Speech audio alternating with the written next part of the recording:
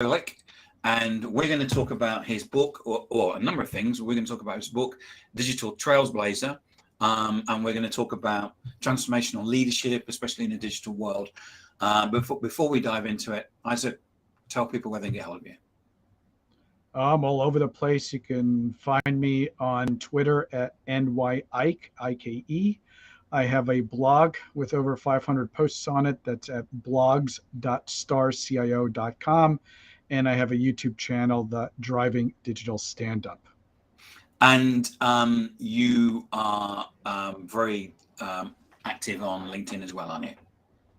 Yes, of course. You'll see me posting my latest articles from my blog, from my YouTube channel, from the articles I write for InfoWorld. I'm speaking typically about 50 events every year, and I share. Say that in the book. That's quite amazing. Yeah, I mean, between webinars and in-person events, it adds up. I actually keep a database of it all. I can imagine, having read your book, I can imagine that you do actually. So I've read it and I really enjoyed it. And I know that when we talked in the preparation call, one of the things that you said, I hope you don't mind me saying this, was you actually found it quite difficult to get a publisher. And the reason for it is actually the strength. I've written a business book. It's about business. What this is actually you talk about the scenarios of, we're at a startup, we've got to do this, or we're at you worked at a publisher who suddenly realized that they were being hit by digital, and rather than selling ads on newspapers, you were going to put them on a website. And how do you scale that up really, really quickly, and build all that? And that was the question. And then what you do is you in effect you say this in the book, that you as the reader are there in the boardroom with you as you're presenting to the various people, and then you give advice. So tell us what was the inspiration behind this? Well, it came in waves. I would say the first was, coming off my first book, Driving Digital. That is a more playbook. Here's what I've done as a leader to lead Agile, or to bring DevOps into an organization, or how to really structure an Agile product management organization, and how to change the culture. So that was a playbook. And coming off of that, I did speaking, I did a lot of workshops. And what I found was just the people most interested in the material, who were asking really tough questions, were people that I labeled aspiring transformation leaders. They were product managers, they were developers, they were in DevOps, they were data scientists. They kind of saw and understood their narrow lens of the world that they were working in. They had participated in transformation programs, but they really didn't see sort of the other side of how their collaboration, who they collaborated with, and how to bring a transformation program to fruition. How do you plan it? How do you get support for it? How do you actually take a technology and actually see it impacting the business? And so a lot of my workshops started talking about that. And I thought about this for a while. I said, well, how do I accelerate their learning around this? And I knew just, being prescriptive, there's so much you could learn from a playbook and so much you could learn from a workshop. But I lived through some very interesting ups and downs. I tell some of my hero stories. I tell a lot of my painful stories, my difficult times doing things. And, I said, let me see if I can help people learn from my experiences. And that's about half of what you get out of the book. The other half is, I made it explicit, and I wanted to make sure that if you read a chapter, you knew what the lessons learned were. And so I left every chapter with 5 lessons learned. So there's a total of 50 of them in the book. And what I think there's, when we talk about transformation, I think it's one of the chapters at the end where you talk about, if you're working in an organization, it doesn't matter what size it is. If you're going to do transformation, there's only so much an organization can take on. Therefore, you need to prioritize it. But it's not just about going to the board and saying, this is this year's priority, because they may throw that out. It's about having a set of, say, 5 priorities. But what you're doing is that you're leading. When you come next year, you'll go, well, do you remember last year I talked about this? And it's not just about coming and presenting the solution. It's about making sure that you're setting up success going forward. Am I explaining it properly? You are, but let me give you some nuances to it. Yeah. I mean, when you're talking to the board, Yeah. right, it's very important for the board to see everything, right? Mhm. You know, you're representing opportunities, you're representing also a lot of risk as a CIO or someone working in data or technology in general. So, you know, the board needs to have complete visibility. These are all the things that we probably should be working on. And then you need to be able to sell, you know, management's opinion. These are the things that we want to focus on, that we think it's realistic to focus on. We're going to peel the onion in layers because we know that the organization can only handle a certain amount of transformation at any given time. Yep. We know we can execute on maybe 2, 3, 4, however many things we think we can execute on. But if we spread our resources against 40 of them, and there's 200 people who can really drive change and transformation, we know we're going to be spread too thin. We're not going to really get the impact that we're looking for. And so, yes, you do lead it to a prioritization, and part of it is understand what the organization can absorb once you start transforming, and part of it is how much can you realistically execute too. And so you got to play both hats as a leader, being able to express both of them. There's one story you tell about you went into an environment that was, the CEO had said, this is really important to us. And I can't remember how I can't remember if you were new in job or something. And then you went and spoke to the development team, and they weren't anywhere near delivering on the timescales. And then when you started basically peeling it all, you realized that the technology platform didn't work, and I mean, it was, I can imagine it was pretty scary, basically, coming across that and finding all that. It was, you know, it is a little scary because, you know, you're kind of being a scientist and anthropologist. You're walking into a project that has some issues, and you know that's very common in any organization. You might have been there for a long time and saying, look, this project isn't executing. How do I really unravel what some of the root causes were? When you're new to the organization and they've already made an investment, they've already sold the concept in, and you're coming in as an outsider and you're saying, I got to do some course corrections here. That, you know, sometimes it leads to a lot of angst, a lot of, you know, question marking, and you're putting a lot of onus on yourself to say, look, I think you did these things right, you did some of these things wrong, and these are the areas that I need to do a course correction in. You know, the story you're telling there, I did make a technology change. Yep. And you know, that was one of the things that I thought was important, but I didn't change partners. We stayed with the same partner that we were developing with. They were doing agile. We ended up enhancing how they were practicing agile. We changed the scope of how we were working. Really, the heart of the problem there was a gap in user experience. It was a product owner who had thought he had a pretty good idea of what end users wanted and created a picture that was very difficult for the technology team to execute on. And it turned out when you brought voice of customer into that equation, you got a very different picture over what they were looking for. And, you know, at the end of that chapter, I tell, you know, we went off as a group and launched 5 products together over, I think it was about 18 months. So once we got, you know, the collaboration together of how to work together, how to think through technology, user experience, data, agile, then we really started executing. You know, other times I've walked into situations, you know, I walked into another one. I didn't tell this story fully in the book, but I walked into another one. They had already chosen a platform.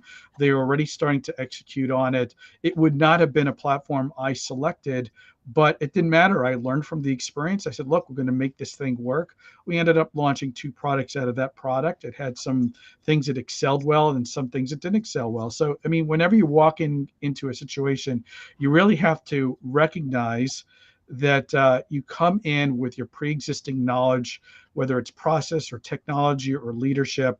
Those, that's your history, but you have to learn what the organization is trying to do, what its culture is, who their experiences are, what the technologies are. And you're probably going to continually have to adapt and change your approach based on the circumstances that you're in. Yeah, I thought you were. I mean, I learned a lot from that chapter, which was the one. The fact that if someone's already chosen a technology, they probably already have gone through quite a process in their heads to actually buy into something because they've made a selection in some shape or form. And you very diplomatically stepped around that. The other one was about the use of agile. I'm no way an agile expert. I can hardly spell it, let alone know anything about it. But the fact that you went in and you actually made sure that they were, as you said, some directions of change in terms of the way that they were using agile. And it seemed to me as if that by using agile in that particular way, they were then getting more out of it, because you were talking about the stand-ups and stuff in the morning, and the fact that you changed that and changed the timescale on that. Yeah, I mean, agile is a pretty wide spectrum of process and mindset. There's on one side, there's kind of fundamental Scrum that people could read in hundreds of blogs and books, and running stand-ups and having sprint reviews and retrospectives and, prioritizing backlogs and writing user stories. And then, as you kind of go down the expertise and how you get agile working with more groups and how do you have groups coordinating, there's a lot of different frameworks and guidebooks out there that do this. And, what I remind people in both my books and on my blog and in the work I do at Star CIO is, every company is different. You have people coming in from different backgrounds. Sometimes it's 3 groups working together. They're co-located. In the last 2 years, we've had those same 3 groups distributed, sometimes, working from home. Sometimes you got one group in one part of the country, one group in another part of the country. You might be working on workflow for the office and employee experience. You might be doing customer experiences in highly innovative experimental areas, so that, you might be in regulated areas, you might be in open areas. There's a lot of variables that go into a process that we just come up with this one word called agile. And, the nice thing about the manifesto that was written 22 years ago is pretty open. It's a mindset, it's a way of thinking. But then what I remind people is it's about people in that company coming together as leadership and saying, this is what agile means in this organization. This is our way of running agile. These are the things that we're going to focus on. And I find that organizations that adapt that way of thinking really excel at it. When you think about, how do I get the value out of process investment, out of the training that goes into this, and if you're building customer facing product, for example, maybe it makes sense to call the person who's leading the effort a product manager and a product owner. But if I'm doing something internally and I'm building services out and internal technology, maybe I want to call it a service manager. And that person's doing the same role, but it's called something completely different. That's just an example of organizations coming together and figuring out what their way of working is, and not just trying to go and saying, you know what, we're going to holistically adopt framework X, get some consultants here, figure out how to make it work, and kind of like bulldoze it into our round peg into a square hole, and then find out it's not working for us. And what was the term that you said that you'd heard people saying, that's not agile? That's not agile. Yeah. That's not agile. Yeah. Yeah, that kind of came up far more than I ever expected it to. And it comes, from this mindset that when you invest in learning how to do something, particularly whether it's agile or DevOps, you kind of learn how to run that bicycle and you slowly become an expert around it. And that's how you expect things to run. And so, when I started Agile 15 16 years ago, the hard thing was taking no process and bringing agile in, or taking waterfall project management mindset and bringing agile in. There was a lot of learning on the basic kind of one-on-one on how to run the process. Today, you bring 50, 60, 200 people into a room. They all know agile. Some of them are the experts, have done it for their own 10, 15 years of the career. And you're coming in and saying, let's figure this out together. Well, they don't want to figure it out together. They want to do what's worked for them in the past. And so it's very common for them to come up and say things like, that's not agile. And, I do a lot of that in the book because, again, I've done startups, I've done enterprises, I've done customer facing, I've done internal facing, and I'm always rewriting the playbook from a set of guides that I've started with, but I'm always rewriting the playbook and saying, look, let's figure out what makes sense here. How are we going to execute? What are we trying to accomplish? Do we want to focus on requirements writing because we're really weak at that? Do we want to focus on estimating? So, you think about agile as a collection of processes. Every organization is going to sequence them and mature them in a different order depending on what opportunities and problems they're trying to solve for. One of the stories that I liked as well was when you met the people in marketing, and what they were doing was putting spreadsheets together. They were taking a list and putting it into a spreadsheet, and then you said, well, here's some Tableau dashboards. What do you think to this? And I went, can we do that? Yeah, I love that sort of magical first time when somebody who has the capability of doing something in technology recognizes that they can actually do it, that they don't have to ask for it and wait, never see it, or ask for it, and when they see it, it's not exactly what they pictured. These are people who, have technology acumen. They've been born and raised and lived through digital technology their entire lives. They just don't want to be in IT. They want to be in marketing, or they want to be in finance or operations, but they know how to do certain things. And some of them quite a bit. I mean, there's Python programmers out there. We're not just talking low code and no code anymore. We're talking real coding being done outside of IT. And I'm a CIO. That's a good thing, right? There's so much funding and skill that I can have inside the IT group. It's usually, whatever, 3, 5, 7% of the company's budget going into IT. Part of it is just keeping operations on. How am I going to innovate? How am I going to compete? How am I going to become more data driven? Well, I'm not just going to do it inside the walls of IT.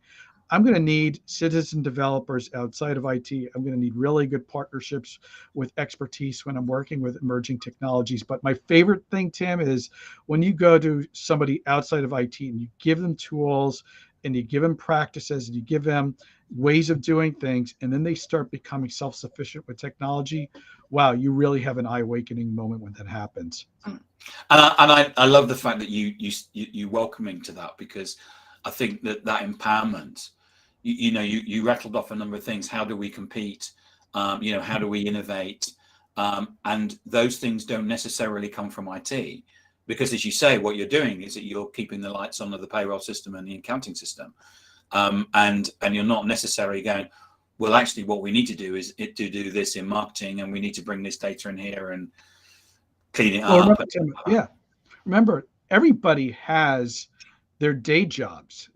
Marketers are creating material and doing events and bringing leads in. That's their day-to-day jobs. And, finance has got to put out a report once a month, once a quarter, and, get checks out the door and things like that. We all have our run jobs. And so when you start thinking about, well, I want to do something that's going to transform how we're going to work. I want to do something that's going to potentially experiment with a new experience in front of customers. We're actually going to put technology in front of customers for the very first time.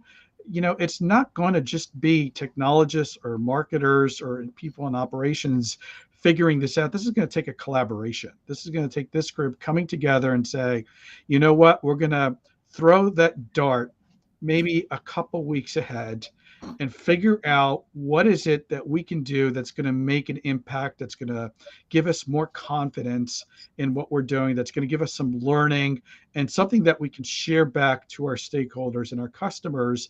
And we're going to do that in a finite period of time so that we can actually see the end result and then course correct in terms of priority, or course correct in terms of how we're planning around something. And that's really the heart of Agile, right? The heart of Agile saying, I think I can figure out what I'm going to do in the next 2 weeks. Maybe I have an idea what's the next 4 to 8 weeks. I have aspirations for the next 12 to 24 weeks, but tell me what I'm going to do Q2 in 2023. I have some ideas around that, but I'm not really sure. We're going to have to walk until we get there, and then I'll have some more confidence around that. Isaac, thank you so much for coming on today and talking about the book, Digital Trailblazer. I really enjoyed it. Maybe because I haven't worked in IT, but I've dealt with IT people for a long time, so I kind of understand it. But as I said in my review on Amazon, if you're either an IT leader or an aspiring IT leader, it's a really great read, and I really enjoyed it, and I'd certainly recommend it. Thank you, Tim. Yeah, this is a book that reads like a novel, like you said in your review. It's stories, and when you get to the end of the chapter, you're going to get those lessons learned.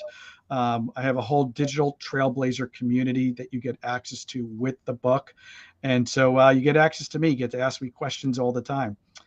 So hope you pick up a copy, read it, reach out to me at NYIke on Twitter. And Tim, thanks for having me. You're welcome, Isaac. It's been fantastic, and thank you for coming on. It's great book, and appreciate you coming and sharing your experience. Thank you.